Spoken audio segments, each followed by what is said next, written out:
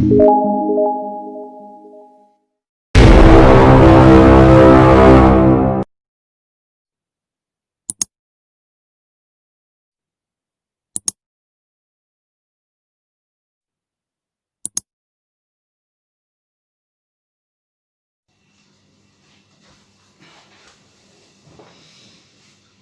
malam bro. Assalamualaikum warahmatullahi wabarakatuh. Jumpa kembali di channel yang cetar membahana ini. Reader hijau. Oke.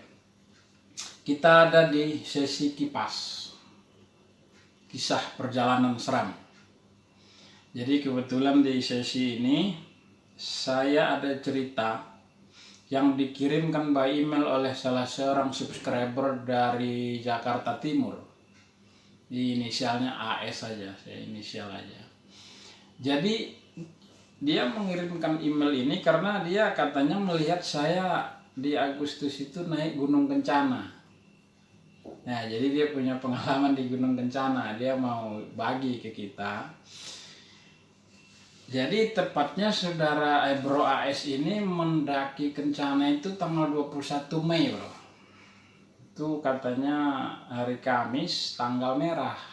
21 Mei berarti hari apa tuh? Pokoknya hari besar. Dan itu merah, hari Kamis. Jadi libur. Nah, singkat cerita dia mengawali kisahnya ini dimulai dari setelah simaksi isi data, dia itu start pendakian katanya setelah asar. Dia tahu persis banget kok karena azan dia dengar sayup-sayup dari kampung Cikoneng kayaknya itu. Jadi setelah asar, ba'da asar dia katanya udah mulai naik. Jadi memang Gunung Kencana itu kan langkah pertama kita naik aja udah langsung tanjakan Sambalado itu kan, dan itu kan sekarang ada dua treknya, yang lama bawah undak-undakannya, ada yang di atas kan. Nah dia otomatis kan naik kita karena setelah base camp itu dihadapkan dengan tanjakan Sambalado yang trek atas, dia dari atas. Jadi itu kira-kira setengah empatan dia mulai naik.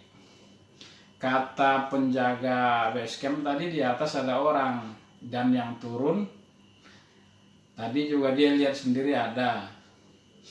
Dia mulai pendakian ini nggak ada yang naik. Jadi dia sendiri katanya bak dasar setengah empatan dia naik. Dia dari trek yang atas, yang jembatan yang kayu disusun-susun. Itu dia memulai pendakian. Kira-kira katanya ya hampir setengah itulah ya, setengah trek jembatan itu dia melihat di bawah ada yang naik bro.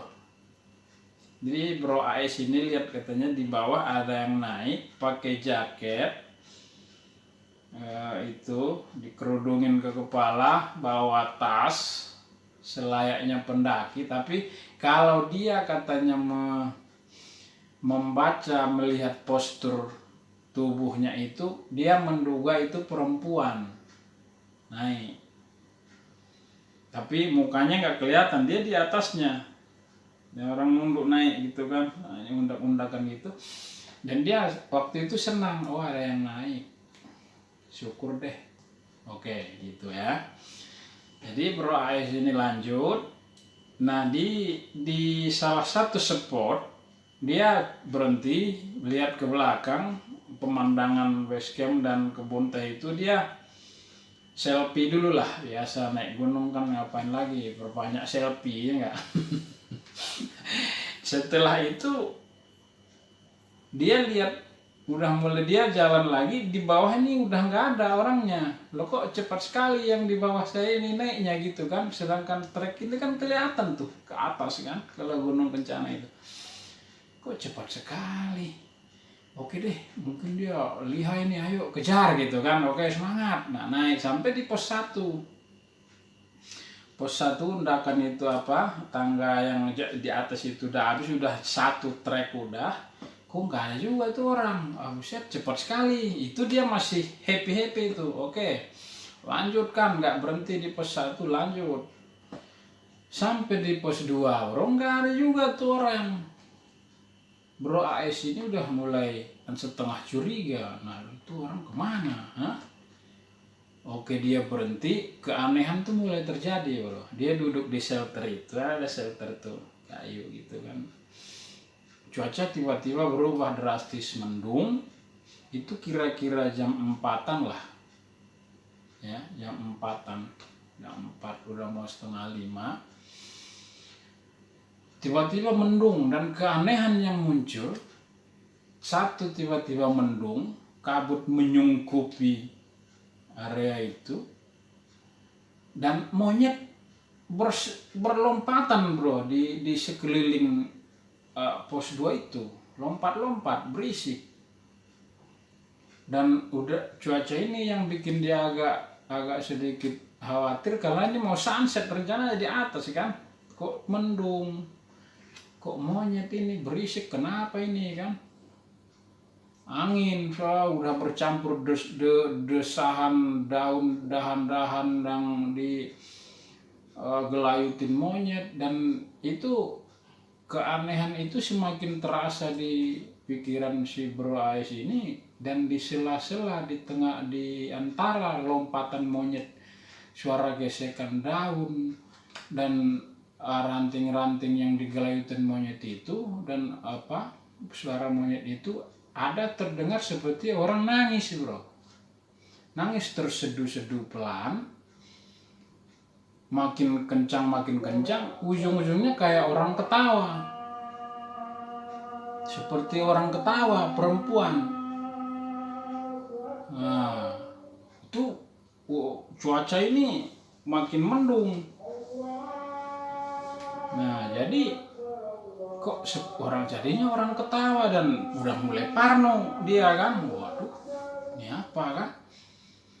Udah tadi pendaki nggak ada yang di bawah, itu suara ketawa. Oke, karena itu puncak udah di depan mata dan udah landai, undak-undakan doang nggak ada. Dia setelah minum, monyet berisik dan suara ketawa itu katanya begitu masuk dari berseduh-seduh ke ketawa itu, jadi suara ketawa seolah-olah bergaung-gaung di kayak di bawah kabut ini gitu loh, kayak bergema gitu katanya, jauh dekat gitu. Dan itu dia udah mulai merinding, bro. Itu udah mulai jam 5, mulai setengah 5, jam 4 lebih dia memutuskan untuk naik ke puncak. Nah, sampai di puncak kira-kira jam 5, dia udah nyampe di puncak karena jam 5 lebih kurang. Ada memang tenda, kira-kira 3-4 tenda ada, dan ada yang berkemas-kemas mau turun, ada yang packing mau turun, tapi masih ada yang tenda berdiri. Akhirnya dia, karena di jam 5, dia ambil posisi duduk memandang ke kejauhan Gede Pangrango ini, yang kabutnya, jadinya pemandangannya katanya cukup indah, karena walaupun kabut gitu, putih gitu kan, dikerlap-kerlip lampu kan. Oke, dia ngopi katanya, dia bawa kopi di termos kecil, buka rokok, ngerokok dulu, ngopi, ngemil, nunggu sunset. Walaupun sunset ini udah gak kelihatan, tapi karena niat sunset, oke lah, turun habis maghrib aja gitu kan, karena tanggung turun jam 5-an gitu kan. Dan memang yang tenda-tenda itu tuh kan masih nongkrong, yang para pendaki yang ngecamp di situ masih ngopi-ngopi, masih bersenda gurau, makanya dia merasa rame lah. Oke dah, maghrib kali-kali ada teman yang turun gitu kan. Nah, begitu singkat cerita azan, sayup-sayup azan, dia udah mulai kemas-kemas turun, beres-beres turun, udah seazan turun, dan gak ada yang turun tuh. Yang tadi mungkin entah nanti malam, dia juga nggak nanya, karena mereka udah mulai masuk ke tendanya, udah mulai ada yang berkegiatan, dan dia memutuskan turun. Dan itu kondisi ya masih terang-terang inilah ya tahu paham lah jam-jam 6 gitu kan. Jadi senter kecil udah disiapin. Jadi dia turun, dia belum pakai senter, cuma udah disiapin senternya. Sampai di pos 2 udah mulai pakai senter tuh. Sampai di pos dia berhenti sebentar. Dan itu udah mulai terasa, dia udah merasa ada yang keganjilan itu masih ada di situ. Karena dia ngalamin tadi pas naik kan, jadi Bro Ais itu sampai situ katanya dia di pos 2 itu dia nggak sampai duduk, cuman persiapan senter nyala, udah gitu. Dan begitu senternya dinyalain, di depan dia dengar suara orang turun, suara langkah orang, gedebak-gedebuk kan. Oh ya, ada orang turun, ada barengan saya, ayo bareng susul gitu kan. Nah disusul tapi nggak ada suara langkah itu ada di depan kan. Turun namanya agak langkah lompat gitu kan, terdengar kan debuk gedebuk gitu kan. Dia udah mulai nggak tenang, udah mulai perasaannya udah mulai aneh, tapi dia memutuskan untuk turun terus. Nah begitu sampai di pos 1 udah lanjut terus, dia kan udah kebagi treknya atas bawah lagi tadi kan. Yang turun dia ngambil bawah, yang di atas dia ngelihat ada orang di atas turun juga. Di atas cuman nggak kelihatan, remang-remang kan, bayangan doang turun, nggak ada senternya bro. Oh ini tadi yang debuk-debuk kali gitu kan. Cuman perasaan udah aneh tuh, kok orang nggak pakai senter, sementara udah gelap bro, udah gelap, orang udah 6:30-an, dia udah pakai senter kecilnya tuh di atas enggak. Tapi dari bayangan siluetnya dengan sela-sela pohon yang ke langit yang agak masih mendung cenderung biru gelap ini, itu orang di atas bayangannya. Dia mempercepat langkah, orang itu ada, seolah-olah jadi bayangan dia di atas. Dan ini udah merinding katanya, segala doa udah dibaca, dia terus ke bawah setengah lari. Tapi memang harus diperhatiin langkah karena undakannya kan, elevasinya kan memang benar-benar miring tuh, tanjakan Sambalado itu kan. Nah di pertengahan itu udah kelihatan base camp itu, suara orang nangis itu muncul lagi katanya bro. Terseduh-seduh, semakin lama jadi ketawa perempuan, dan itu bergelombang-gelombang gitu, seolah-olah ini ngelilingin nih suara ketawa itu, dekat jauh, jadi seolah-olah bergema-gema gitu katanya. Dia udah makin panik dengan suara ketawa itu terus menerus. Dia udah nggak berani lihat ke atas. Setengah lari dia turun, di undakan terakhir katanya, terakhir undak trap nginjak tanah yang udah nggak ada undakan lagi, hilang ketawa itu. Tanpa pikir panjang dia udah langsung belok kanan ke pos. Harusnya kan kalau benar orang yang di atas itu, orang itu pasti ketemu turunnya kan. Dia turunnya pas di situ juga, di depan pos itu, nggak ada bro. Begitu katanya dia nginjak tanah, udah nggak undakan lagi, hilang ketawa yang kayak suara ketawa perempuan itu. Dan orang yang tadi siluet bayangan yang di atas turun tuh nggak ada. Pun ditandakan dengan si penjaga basecamp, kok turun kok nggak nginep gitu. Itu bro.